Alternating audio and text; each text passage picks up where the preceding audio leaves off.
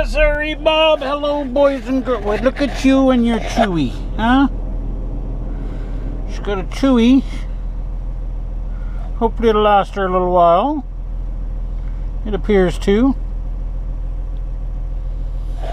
So, we are just getting ready to make dinner. So today's video is going to be, I don't know if it'll be short or not short. It might be short, it might not be short, I don't know. Depends how much I babble. Okay, and I know you guys are probably getting tired of the babbly videos. But we're pretty much almost done the babbly videos. And we're going to get into some hardcore stuff. Well, I don't know how hardcore it'll be, but I actually want to do a different video today. But I can't because it was drizzly out, it's wet, it's yucky, so we're not doing it. And it involved being outside with the camera. Okay, so, but I have this other video I want to do, which is the one we're going to do right now. And I've noticed since I started this and doing the lease purchase, I'm seeing a lot of guys showing interest in it, which is great. But I'm thinking it's a lot of new guys that aren't even in the business yet. So, I want to do lease purchase, blah, blah, blah. So, okay. And I've even had this question a few times. Should I go lease purchase? You know, what's a good company? All the usual stuff. Okay, so I want to give you guys some advice, you new guys. And you may not like it, you may like it, I don't know, whatever. But here's my take. This camera keeps moving because it's vibrating, so now I gotta hold it because it's not staying put. Okay, so here's the deal. You new guys want to become owner-operators or lease purchase, whatever, it doesn't matter. But I'm recommending that none of you do it. I know that sounds weird because I'm doing a lease purchase, but I've got 28 years behind the wheel. I've got over 20 years of driving highway, you know, long haul, cross-border, etc., etc. So I have a few years behind my belt, under my belt, whatever you want to call it. And I was an owner-operator many, many years ago, and I made the mistake of getting into it while I was new. I was a brand new driver. I'd only been driving for like a year and a half, and I decided, hey, let's go owner-operator. I knew nothing about the business, and I jumped into it. And I failed miserably. And I think part of what I failed at was I didn't have a proper truck. I bought myself, oh, buddy said, hey, this is a good truck, take this truck, blah, blah, blah. Anyways, it turned out to be a little bit of a disaster.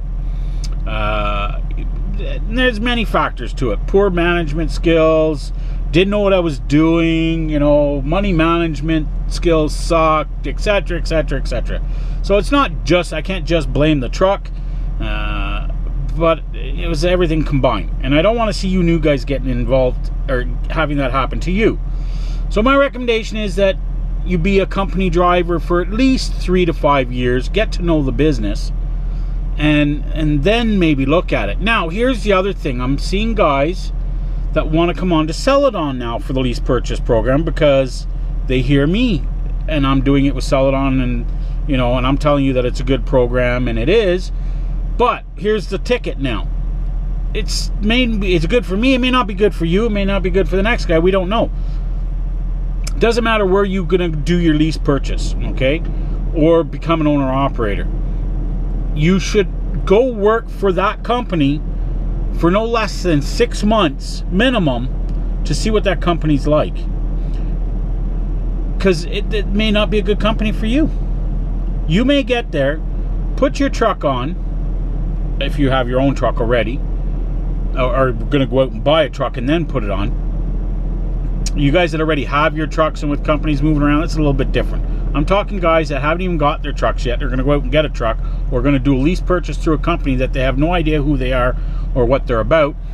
Go become a company driver for that company first.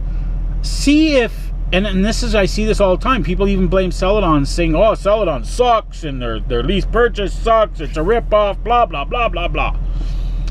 And it's because they came in, oh, I'm going to do the lease purchase, it sounds really good. And then they get there and they find out the areas that they run aren't good, where they live isn't a good spot to get back to because they can't get their home time. All kinds of things to blame the company for, just because the driver really didn't do their research.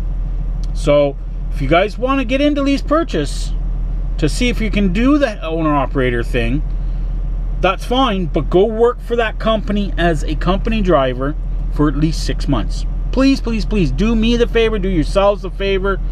Don't just jump into a lease purchase or go out and buy a brand new truck and get on with a company that you have no clue what they're like.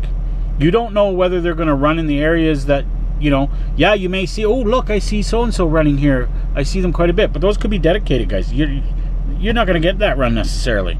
You know, their main lanes may be somewhere where you totally don't want to run. Recruiters will tell you all kinds of crap. And you don't necessarily believe everything they tell you. So, you need to find out. You get on with the company. And I've been with Celadon for a long time. So I knew what they're like. Yes, they have their problems. Yes, sometimes I get angry with them. But it's not something I'm going to jump ship for. Obvious, I'm still here, right? You know, you get over it. There's certain things you learn to deal with and live with. And that's all there's to it. So, and, you know, it's up to you guys. But my recommendation is be a company driver first with that company. And then see how it goes. And then make your decision. Don't just jump in and then all of a sudden get there and it's like, oh crap, this is no good. So yeah, you definitely have to do that. You have to test it out first. That's the best way to do it, in my opinion. My opinion only. So we're just going to close this up. It's a short video. I wasn't able to do the video I wanted to do for today, so we threw this in here.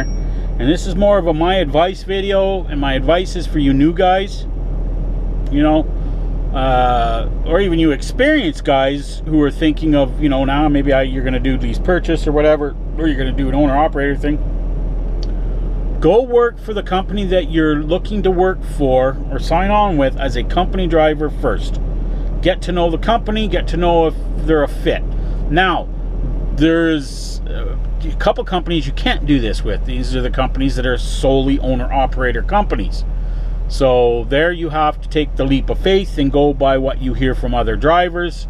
You know, talk to their drivers, etc. before you jump on. Example is like Landstar.